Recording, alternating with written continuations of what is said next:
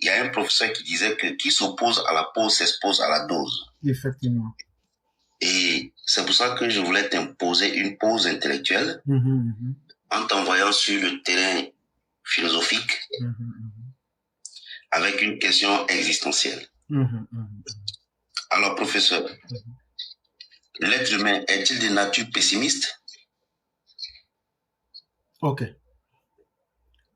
Le pessimisme, c'est la capacité de désespérer de la vie ou de ce qui est offert à nous. Si on s'entend sur cela, on peut donc continuer. Et donc ici, on va donc parler de l'absurde, des philosophes de l'absurde. Ça veut dire quoi? Ça veut dire, voilà éclaireur, quoi qu'il fera, un jour là, il va dire. À quoi sert-il que éclaireur cherche à avoir des villas, des véhicules, à posséder des milliards, à faire du mal au professeur Marius Koudou, à aller voler le manioc de tonton Manioc? Comme disait la Bible, à quoi sert-il de posséder le monde lorsque je sais que je vais perdre mon âme? Et lorsque je me pose cette question, je me dis donc, est-ce que la vie vaut la peine d'être vécue? Parce que de toutes les façons, je vais aller un jour pour laisser tout ça. Si vous vous inscrivez dans cet état d'esprit, vous allez voir la vie sous un angle pessimiste. Parce que vous verrez la vie à travers la fenêtre de votre simple et petite existence. Mais en réalité, pour moi, il ne faudrait pas voir la vie dans le sens de l'absurde. Il faudrait plutôt exploiter les capacités que nous offre la vie. Et c'est quoi ces capacités? Par exemple, la capacité de procréer. La capacité de laisser un autre moi qui sera la suite de moi-même. Ce qu'on appelle les enfants. Ça veut dire quoi? Si Manioc aujourd'hui a travaillé, il a accumulé des milliards, c'est bien. Demain, sachant qu'il n'est pas éternel, sachant qu'il est inscrit dans la finitude, sachant qu'il est limité dans le temps, si Manioc a des enfants et que ces enfants peuvent être la suite du travail qu'il a commencé, ça veut dire que les efforts qu'il a faits n'auront pas été vains. Et maintenant, je pose encore une autre question maintenant qui est d'ordre physiologique. Et c'est maintenant sur Platon que je vais me baser pour parler de la corruption. Quand Platon nous parle de la corruption, c'est pas la corruption comme ce qu'on connaît. Platon nous dit que toute chose qui existe et qui vit se dégrade. C'est cette dégradation qui s'appelle la corruption chez Platon. Et donc, au nom de cette dégradation, est-ce que le corps humain, comment notre père, tonton Manioc, se sentira dans un corps qui a vécu pendant 2000 ans? Comment se sentirait-il? Le corps en lui-même atteint aussi ses limites dans le temps. Et donc, comme disent les Américains, it's not fun to be old. Ça veut dire, c'est pas la chose la plus intéressante que d'être vivant à un âge où tes os te font mal, ou même pour respirer, ça te fait mal. Souvent, la mort devient une libération dans ce cas-là. Et donc, il faut voir la vie comme une opportunité de pouvoir nous projeter à travers ce que nous laissons derrière nous, d'autres humains, et vivre au mieux de ce que notre vie nous offre, mais surtout de ne pas espérer que nous soyons éternels, mais que nous soyons utiles à nous-mêmes et à ceux parmi qui on a vécu. Parce que lorsqu'on quitte la terre avec ce sentiment, on aura été l'homme le plus heureux. Et c'est ça, le sens même véritable de la vie. Ai-je été utile aux autres? Ai-je pu satisfaire ma confiance de savoir que j'ai pu aider les autres dans leur humanité? Si ma réponse est oui, c'est que mon existence a valu la peine d'être. Voilà un peu ma réponse. Ouais, merci beaucoup, professeur. Mais en essayant d'aller un peu en profondeur, le pessimisme en tant que trait de personnalité, vous ne trouvez pas que ça a un côté positif aussi? Je prends un exemple. Alors, je fais un contrôle technique de mon véhicule. Pourquoi je fais le contrôle technique de mon véhicule? Ben, c'est pour éviter, par exemple, qu'il y ait peut-être le pire. Donc, je suis dans un état pessimiste. C'est parce que je crains quelque chose que je vais m'atteler à bien faire peut-être les choses. Est-ce que pour vous, le pessimisme a un trait positif aussi dans la vie? Si le pessimisme devrait avoir un avantage, je dis bien devrait, c'est peut-être de nous rappeler que nous sommes limités. Mais ce sentiment à lui seul même, qu'est-ce qu'il vaut réellement dans la vie? Parce que celui qui nous parle du pessimisme, c'est Schopenhauer, qui nous dit que le monde dans lequel nous vivons est le pire des mondes possibles. Et il est le père même du pessimisme. Je ne parle pas encore de l'absurde. Mais en même temps aussi, il y a Leibniz qui nous dit non. Nous sommes dans le meilleur des mondes possibles. À travers Candide. Plutôt que de voir que nous sommes dans le pire des mondes possibles chez Schopenhauer, moi je préfère Leibniz qui nous dit je pense que je suis dans le meilleur des mondes possibles. Il n'y aura pas forcément que du bonheur dans ce monde. Mais la petite part de bonheur que je vis, c'est ce que je mérite. Et si je me concentre sur ce petit bonheur-là, je peux mieux vivre ma vie. Moi, je préfère plutôt être de cette école-là que d'être dans l'école du pessimisme ou même encore pire de l'absurde.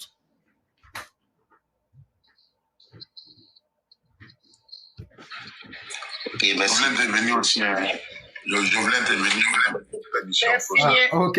Il y a le professeur Maurice Koudi qui est là. C'est ce que je voulais dire. Bonne arrivée, parrain. Bonsoir. Vous avez la parole. Merci. Bonsoir.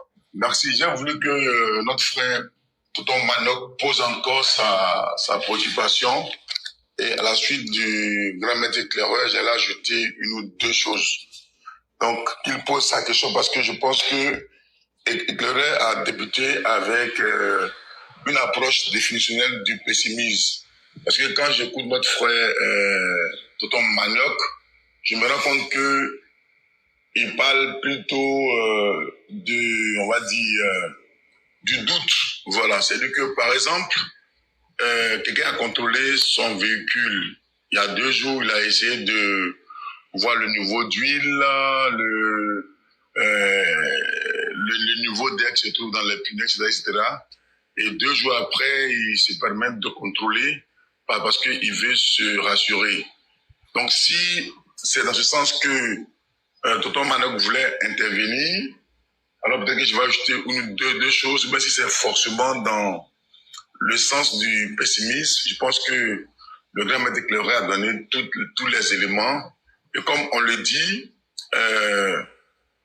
dans la vie, quand on prend l'approche définitionnelle du pessimisme, c'est de voir tout en mal.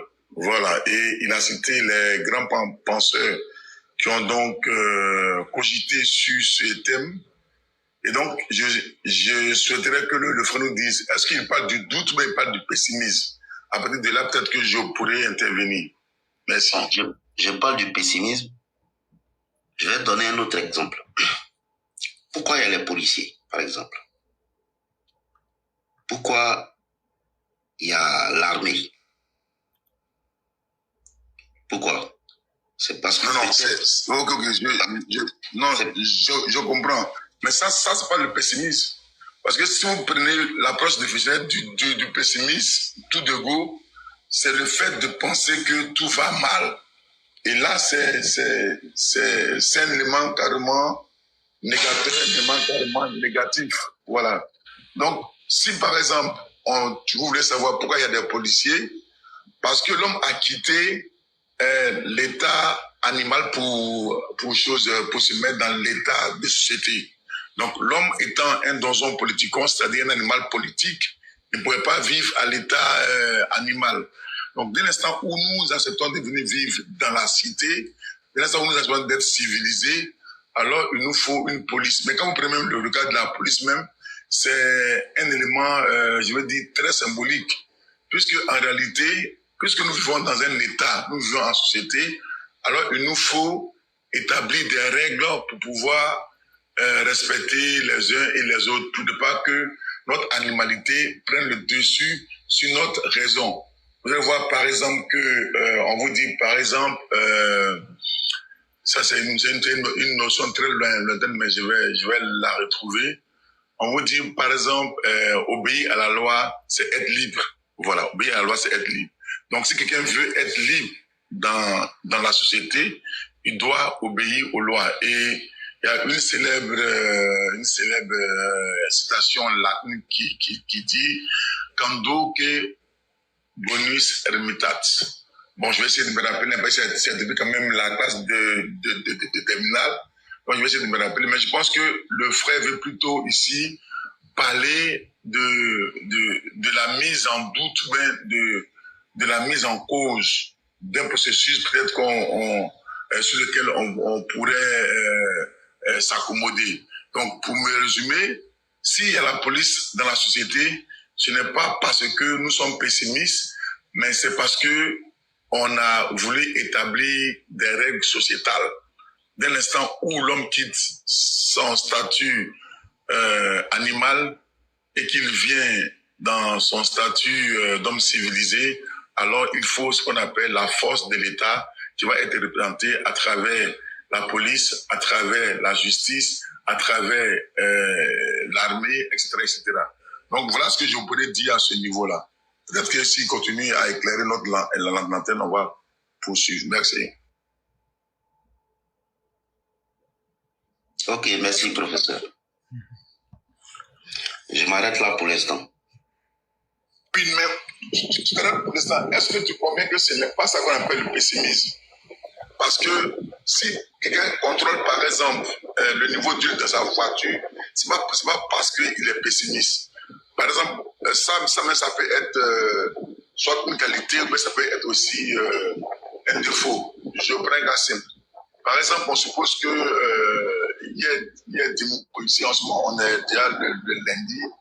Hier dimanche, tu es allé peut-être au parc et tu as roulé un peu ton véhicule, tu avais déjà contrôlé tout.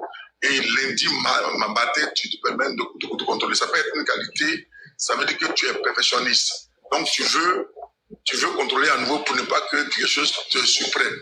Mais c'est pas du pessimisme, ça. Je pense peut-être que c'est moi qui regarde dans une mauvaise œillère, mais je pense que ça c'est pas du pessimisme. C'est plutôt du perfectionnisme. Voilà. Est-ce que c'est ça que tu veux parler ou bien tu veux parler de quoi exactement? Parce que comme là, nous sommes au rendez-vous de donner et de recevoir, je voulais vraiment que vous explicitiez votre pensée pour qu'ensemble on puisse nous nourrir l'âme. Merci.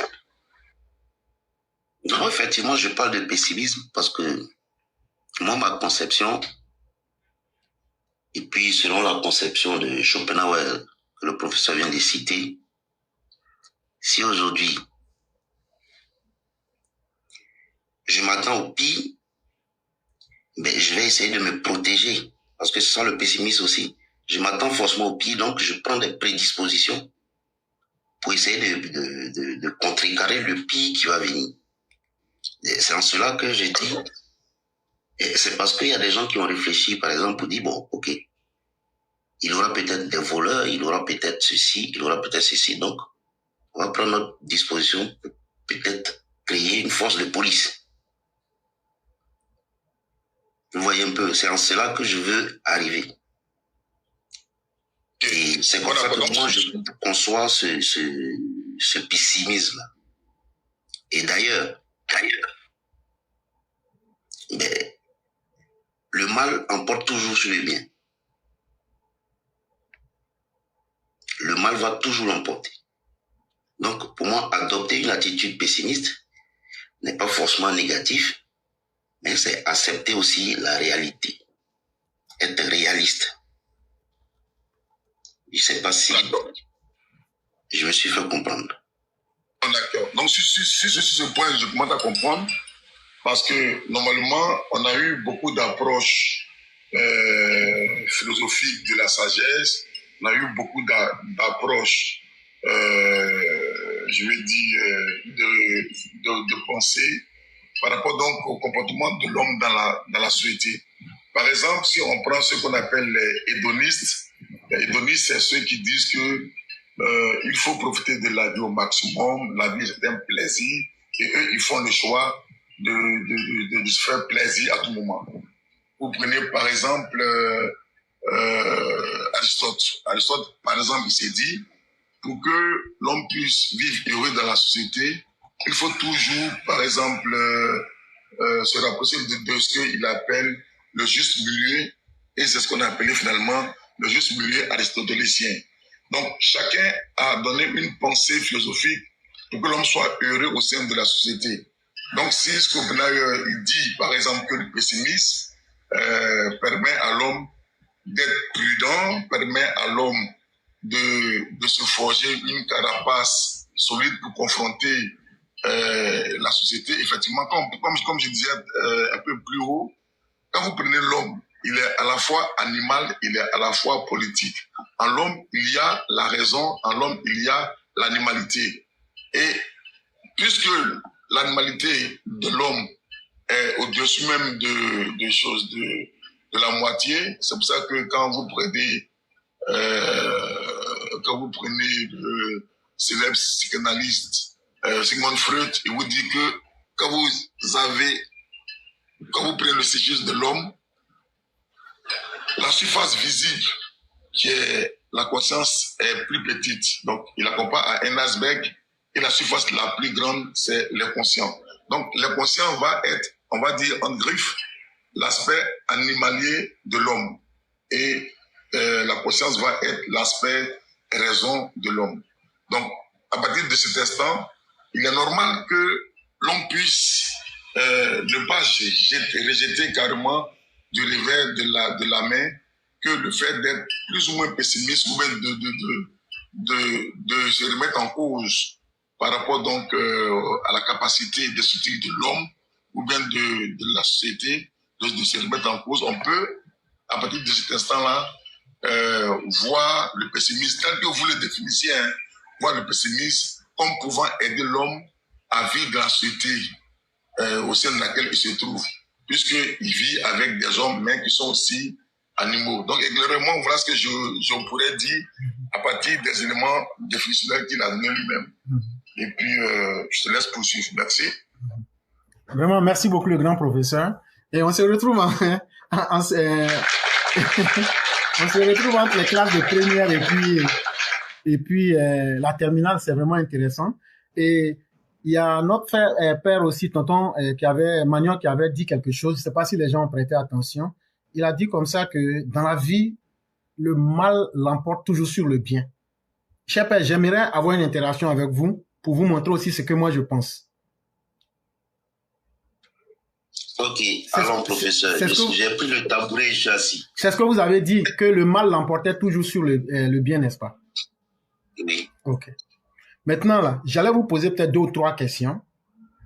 Est-ce que lorsque Dieu vous a créé, et puis vous êtes un être qui est doté de conscience, est-ce que ça c'est une bonne chose? Est-ce que c'est comme ça que la vie devrait être? Ou bien, Dieu devrait vous créer comme les animaux, sans la capacité de faire la différence entre le bien et le mal? Qu'est-ce qui aurait été bien pour vous?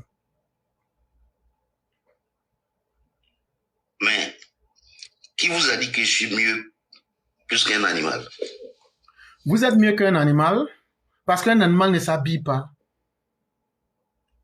Vous êtes mieux... Voilà. Est-ce que l'animal, il n'est pas heureux tel qu'il est? Non, on ne peut pas le savoir. On ne peut pas... Est-ce que c'est pas moi qui pense que je suis mieux que l'animal? Est-ce qu'on a la conception de l'animal? Ok. Nous sommes ici en train de faire un jugement sur ce qui est quantifiable à partir de l'état humain. De votre position d'humain, est-ce que vous auriez aimé être un animal ou vous appréciez votre condition d'humain? C'est ça la question de base, en fait. Bon, j'apprécie ma condition humaine. Ok. Donc, selon vous, si vous appréciez votre condition humaine, c'est que vous appréciez la manière dont la vie se présente à vous. Est-ce qu'on est d'accord?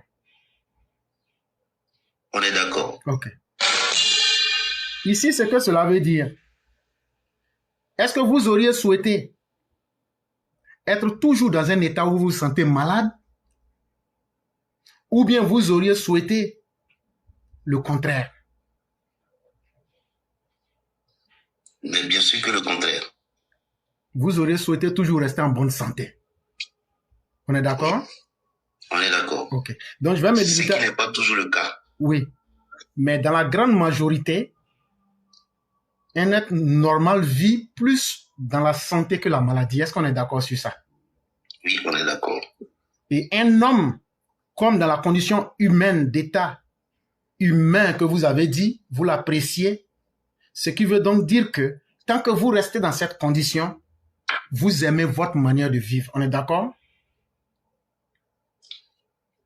On est d'accord. Ok. Donc, ça veut dire en réalité que l'être humain vit plus dans ce qu'il devrait être et non dans ce qui ne devrait pas être. En fait, je vous ai donné ici l'exemple de la définition de ce que le mal est en philosophie. Le mal, ce n'est pas le péché ou bien ce que les gens inventent ou bien « Aïe, j'ai perdu un pied qui est coupé, pourquoi mon pied est coupé ?» Non, non, non, ou bien j'ai perdu mon argent. D'abord, si on prend même l'école même des matérialistes comme Jean-Paul Sartre, eux sont contre cela parce que Sartre nous dit, au lieu de me plaindre pourquoi j'ai pris l'avion aujourd'hui puis l'avion va tomber, je dois chercher à maximiser les conditions de ma survie. Mais si je prends encore l'école, je cherche un mot là, les stoïciens nous disent de ne pas chercher à exploiter la vie comme ce que nous voudrions, mais simplement de faire ce que nous pouvons et de ne pas faire ce que nous ne pouvons pas. Et donc ici, la définition philosophique du mal, on va définir le mal comme ce qui ne devrait pas être. Exemple, vous ne devrez pas un être qui vit plus dans la maladie que la santé. Vous ne devrez pas être un être insensé comme un animal. Or, il se trouve que dans notre vie, nous vivons plus dans ce que les choses sont et que nous apprécions. Mais seulement, tant qu'on est dans cet état-là, on n'apprécie pas pleinement l'importance. Le mal en philosophie, c'est ce qui est inexplicable, c'est ce qui est irraisonnable, c'est ce qui est irrationnel, c'est ce qui est injustifiable, c'est ce qu'on pourrait appeler le non-sens. C'est que les choses ne devraient pas être. Donc, pour dire que la théorie, non, on vit plus dans le bien que dans le mal. Mais c'est seulement que, tant qu'on est dans le bonheur, on sous-estime toujours la force de ce bonheur-là. C'est quand le malheur vient qu'on se rend compte que le bonheur, puisqu'on l'a perdu, on pense que le mal a une force. Pour moi, le mal est ce qui est le bien, pardon, est ce qui le domine plus. Parce que même physiologiquement, dans notre état physique, quand les choses sont comme elles devraient être, c'est dans cet état-là que nous vivons le plus longtemps. Et de toute façon, si tu es malade et que tu as vécu 100 ans ou bien 50 ans, tu n'as pas vécu 50 ans dans la maladie. Supposons que tu as vécu 48 ans dans la santé. C'est ça le bonheur. Sur une échelle de temps de 50 ans, les 2 ans sont les périodes de difficulté, mais cela ne définit pas votre vie. C'est plutôt les 48 ans de bonheur, de vie, qui sont votre bonheur et votre bien. Et moi, je pense que c'est ce qui domine dans la vie et c'est ça le plus important pour moi. Ok, merci professeur, merci. Merci pour la masterclass. Je voulais ajouter, avec votre permission, un ou deux éléments. Il n'y a pas de problème. Effectivement, ceux qui sont sages, tels que les stoïciens, par rapport donc à la difficulté de la vie, comme éclairait l'a si bien dit, ils ont donc mis en place un idéal de vie. Par exemple, chez les stoïciens, ils disent par exemple que l'homme est un apprenti, la douleur est son maître, et qu'il est lâche ou bien indigne pour un homme de démontrer qu'il est en train de souffrir. Mais en même temps, il dit à l'homme, parere Deo est libertas, ça c'est en latin, ça signifie que lorsque on se soumet à nos limitations, on est libre finalement. C'est-à-dire que Dieu nous a créés avec des qualités, mais avec des limitations, avec des limites. Donc si l'homme respecte les limites que Dieu lui a imposées, alors il sera libre. Je prends un cas simple. Par exemple, je pense à une forte somme, on va dire de 1 million de dollars que je vais acquérir. Mais je sais très bien que je suis d'abord en Côte d'Ivoire, je suis un fonctionnaire, en dépit du fait que je sois un haut fonctionnaire de la République de Côte d'Ivoire, il sera très difficile d'avoir 1 million de dollars en main. Donc, dès l'instant où ma pensée va au-delà de ma capacité, alors je serai en train de souffrir. Donc, vous voyez que je ne serai pas libre, je ne serai pas heureux. Donc, ma pensée, ma volonté ou même mon désir de vouloir aller au-dessus de mes capacités peut faire que je serai toujours dans le malheur. Et c'est pour ça que les stoïciens ont recommandé que l'homme s'accommode très souvent aux capacités que Dieu lui a permis d'avoir. Donc, c'est juste pour ajouter ces 2 éléments quand il a parlé des stoïciens que je voulais donc porter juste une petite précision. Merci.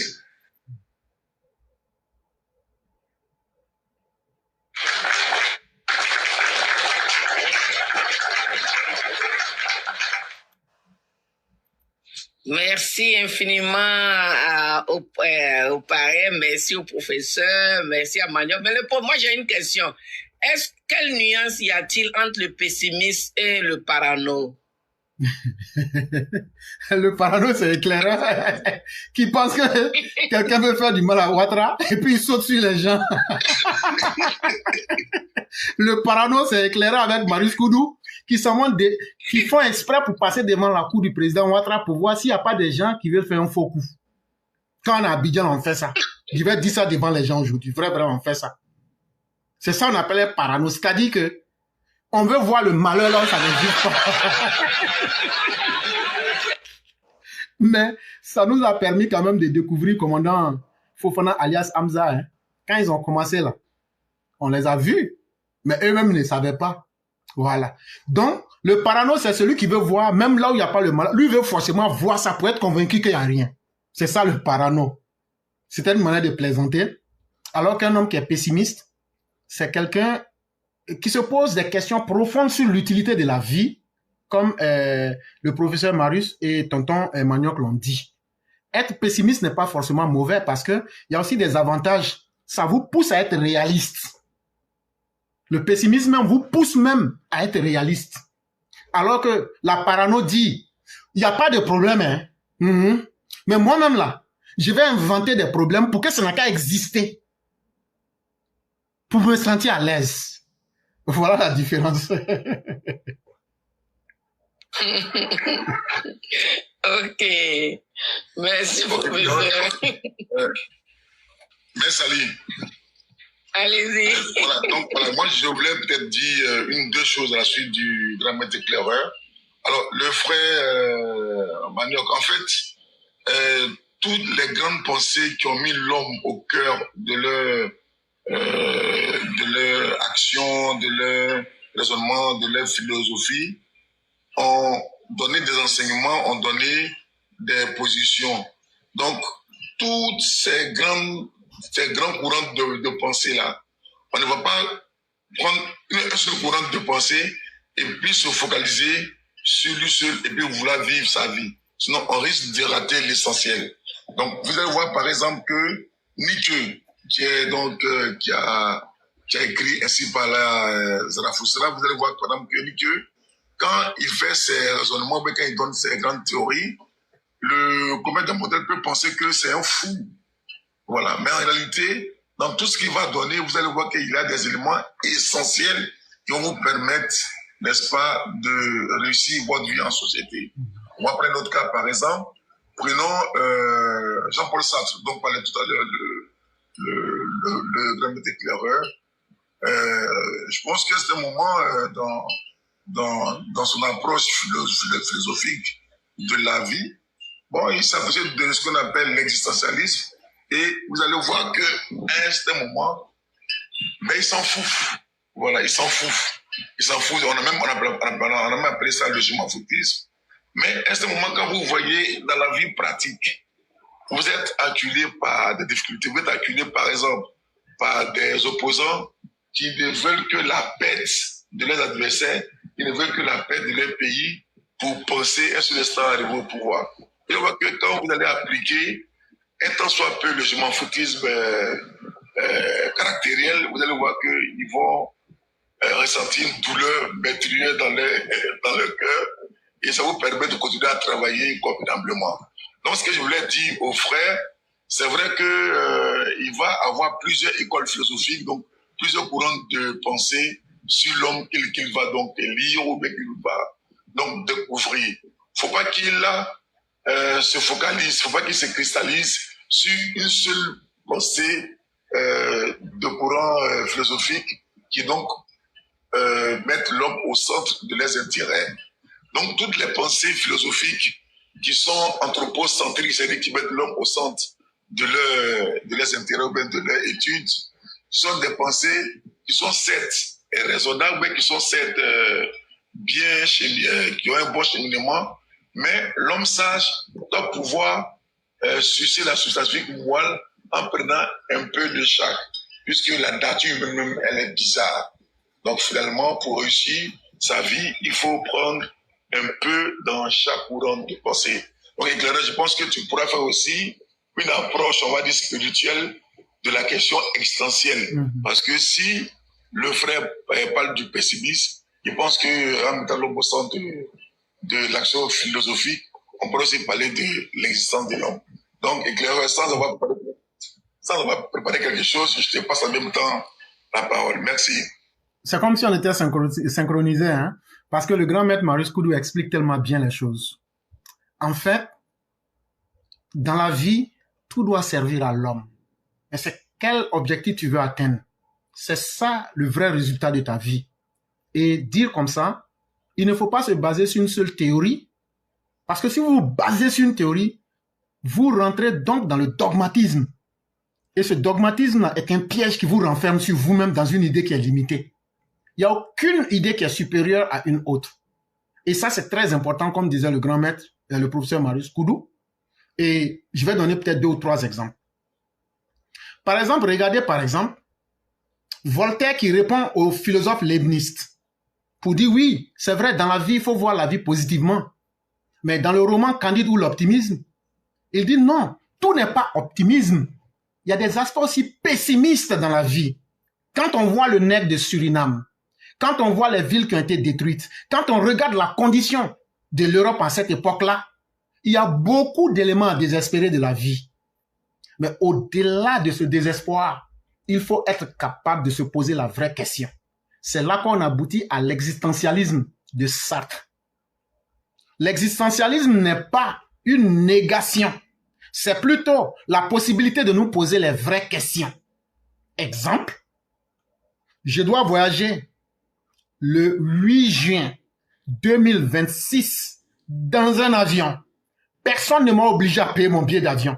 Personne ne m'a obligé à aller faire ce voyage. Quand je décide d'aller faire ce voyage, on a pris toutes les conditions pour que l'avion se porte dans les meilleures conditions pour arriver à destination.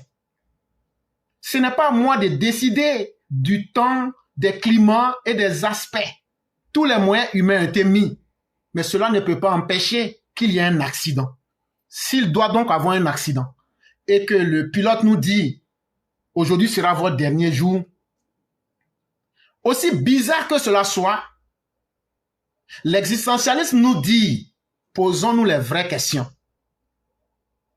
Est-ce que, au lieu de dire « Wow, c'est fini pour moi, si je savais, je n'allais pas prendre l'avion aujourd'hui », l'existentialisme nous dit il faut s'accrocher à la vie. Et je suis d'accord aussi avec Spinoza qui parle du conatus, la volonté de s'accrocher à la vie. La vie n'en laisse pas. Et donc cette volonté à elle seule là, au lieu d'être là pour craindre, si tu es chrétien, tu vas dire au nom de Jéhovah. Si tu es musulman, tu vas dire Allahu Akbar. Moi, je vais rester tranquille et je vais dire ceci. Bon, quelles sont les stratégies qui peuvent amener, l'avion tombera, mais comment je peux faire pour sortir vivant? Je reste lucide face à la vie. Et moi, je préfère ça plutôt que de désespérer. Un deuxième exemple, je vais m'inspirer du livre du grand maître Nietzsche, dans Ainsi parlait Zarathustra. La leçon fondamentale que Nietzsche nous donne de ce livre, je prends par exemple le 3e chapitre où nous parlait du vieux moine qui a traîné son propre cadavre. En réalité, comment un mort peut traîner lui-même son propre cadavre? Ce n'est pas possible. Mais c'est simplement pour nous dire qu'il faut que l'être humain aille toujours au-delà de sa condition. C'est dans cela même que réside notre salut. Et il prend l'exemple, par exemple, du voyageur qui s'est couché sous un arbre et qui a été mordu par une vipère. Et lorsque la douleur du venin va réveiller ce voyageur, au lieu de désespérer pour dire « Eh Dieu, pourquoi tu m'as mordu, serpent? Ça sera fini pour moi. Eh Dieu, c'est fini pour moi. » Le voyageur a dit ceci. Il dit « Je prends cette douleur comme une bénédiction. Parce que savoir aujourd'hui que mon dernier jour viendra de toi, je sens que c'est parce que ma vie avait de la valeur que tu m'as mordu. » Et le serpent a dit « J'en ai eu plusieurs comme toi. Et c'est parce qu'ils ont désespéré qu'ils sont morts. Mais toi, tu as pu espérer dans la vie. C'est ce qui fait que ce qui ne te tue pas te rendra grand. Et donc tu deviens surhomme. » Est-ce qu'il n'est pas mieux d'être un surhomme? Parce que le surhomme, ce n'est pas un homme Dieu. Le surhomme, c'est quelqu'un qui a pu traverser les difficultés comme Alassane Ouattara, qui a pris des coups, qui a pris des cicatrices. Il le dit, hein? Il le dit. J'ai été accusé, j'ai été vilipendé. Pourtant, j'ai construit toute ma vie sur ma dignité et mon honorabilité. Figurez-vous, chers frères, quelqu'un qui a vécu et qui s'est dit, ma dignité est ma première chose que je vais présenter. Mon honneur est la première chose avec laquelle je ne vais pas jouer. Mais que des minables soient venus pour le vilipender comme n'importe qui. Mais le fait d'avoir supporté, est-ce qu'aujourd'hui l'histoire ne lui donne pas raison? C'est ce qui fait de lui le surhomme. Il n'est pas un dieu, mais il a pu vaincre le mal. Et c'est ça surtout, comme disait le professeur Marius, quand vous arrivez à mettre la somme de toutes ces connaissances-là, ça vous rend plus fort face à la vie, ça vous permet de vous accrocher à la vie, comme disait Spinoza, à travers le conatus, et à travers ça, vous vous posez les vraies questions pour atteindre ces résultats. Et donc, c'est vraiment très bien vu et très bien dit. Il faut pas seulement s'engager sur une seule voie, il faut plutôt faire la synthèse et puis prendre le meilleur. C'est ce que je voulais ajouter. Sans rentrer forcément dans les religions, où on nous promet une vie après la mort. Ça aussi, c'est une option pour bien vivre. Parce que de cette vie qu'on nous promet, qu'elle soit vraie ou faux, la religion aussi a son utilité, en ce sens qu'elle nous permet de corriger et de contrôler notre vie pendant que nous sommes vivants. Vous verrez donc là que le concept de mal et de bien que j'ai défini philosophiquement n'est plus le même parce que nous ne sommes pas dans une vie qui est binaire, qui est auto-centrée. Nous sommes dans une vie où il y a plusieurs options. Par exemple, est-ce que pour être riche, je dois faire forcément du mal? Je dois détruire les autres pour réussir? Est-ce que mon voisin qui a réussi, je peux rentrer chez lui la nuit, aller le brigander, l'assassiner et puis m'asseoir dans son château? C'est cette conscience morale-là que les religions nous donnent. Et c'est très important dans la vie parce que ça permet de canaliser nos pulsions et nos penchants négatifs pour ne pas virer dans le mal absolu, pour ne pas être dans un conflit de conscience avec nous-mêmes. Et ça, les religions, tant qu'elles sont honnêtes dans ce qu'elles disent, elles jouent bien ce rôle. Par exemple, le pays où moi et Mère Sali nous vivons, tu vois l'importance des religions. Pourquoi? C'est une société qui est très dure. Moi que vous voyez là, si quelqu'un est en train de mourir devant moi, ça ne me fait ni chaud ni froid. Vous allez dire, mais il est mauvais. Non. C'est ce que l'Amérique t'enseigne. Est-ce que toi, tu as été entraîné, tu es un spécialiste pour toucher quelqu'un qui est malade? Bon, quand tu es venu le toucher là, c'est ça même qui a fait qu'il a déjà. C'est une société qui t'impose des normes et tu es obligé d'aller avec. Ceux qui ne comprennent pas vont dire, il est mauvais. Il dit, s'il voit quelqu'un qui est en train de mourir là, il va même pas s'en occuper. Ce n'est pas ce que je t'ai dit. Je t'ai dit, la société où je vis a des normes. Quelqu'un est tombé. Est-ce que je sais de quoi il est tombé? En venant le toucher là, peut-être que c'est moi-même qui ai été l'origine de sa mort. Quand tu as bien compris ça, c'est une société où il n'y a pas de pitié. Ah, je n'ai pas pu payer ma maison, pardon, il faut attendre, j'ai perdu. Il faut sortir. Je ne sais pas s'il y a d'autres pays, hein. Mais aux États-Unis, là, ton loyer, actuellement, là, nous sommes aujourd'hui le 7 juin. Le loyer que j'ai payé le 1er juin, là, c'est le loyer de juillet que j'ai payé comme ça. Ici, là, on te donne même pas temps pour dire que tu n'as pas pu payer le loyer. Quoi? Ah non, j'ai raté le loyer un mois. Oh. Ah, donc là, il faut sortir de ta maison. C'est ce qui a provoqué la crise de 2008. La crise du logement. Parce qu'ils ont raté un seul paiement. On dit, bon, il faut sortir de la maison. Ah, mais maison là, j'ai payé depuis 8 ans, 10 ans. Ah, oui, on sait. Il n'y a pas de pitié. On te chasse, on te met à la rue. Bon, si moi, je veux avoir pitié de tous ceux qui sont dans la rue, non seulement je n'ai pas les moyens, mais je serai aussi un futur homeless. Quand tu as bien compris tout ça, la dure réalité fait que soit tu t'adaptes ou tu es écrasé par le système. Seuls les forts peuvent résister. Dans un tel environnement, beaucoup ne peuvent pas résister. Et qu'est-ce qu'ils font? Ils prennent de la drogue. Posez-vous une seule question. Quel est le pays qui lutte le plus contre la drogue? Si vous arrivez à trouver le nom de ce pays, vous allez comprendre que c'est ce pays-là aussi qui est le pays qui utilise le plus la drogue. Légalement comme illégalement. Quand je vais dans une pharmacie, tous les médicaments qui sont là-bas, on appelle ça la drogue. On appelle pharmacie drugstore, magasin de drogue.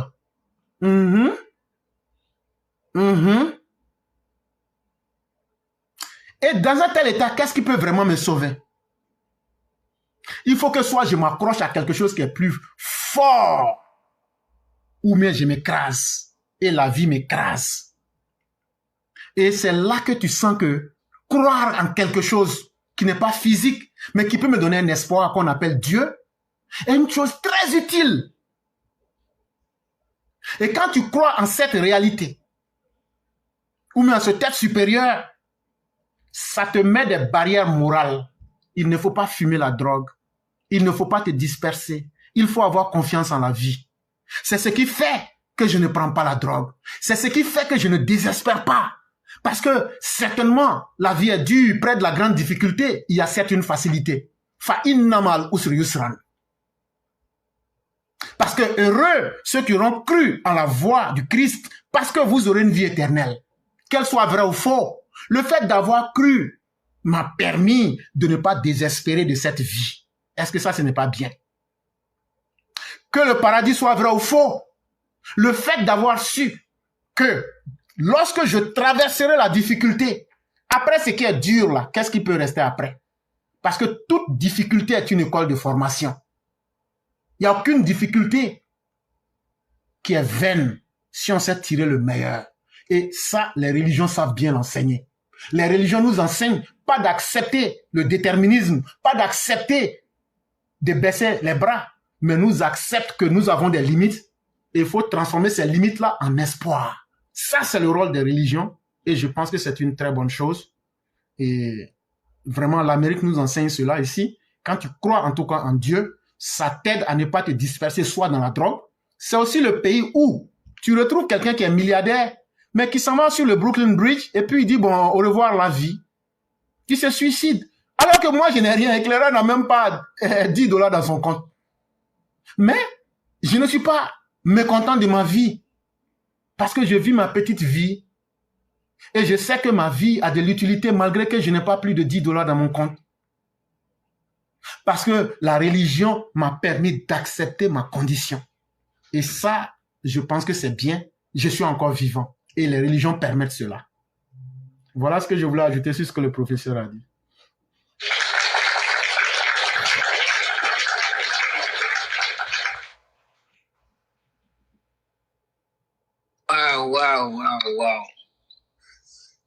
Waouh, c'est tellement vrai. Waouh, et bien dit aussi.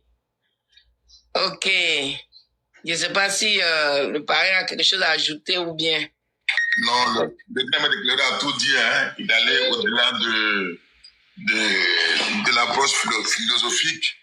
Et j'ai vraiment apprécié le fait qu'il montre que notre Prado a su dominer la douleur, a su dominer tout ce qui était difficulté. Vous avez vu que ça forge, les difficultés là, ça forge.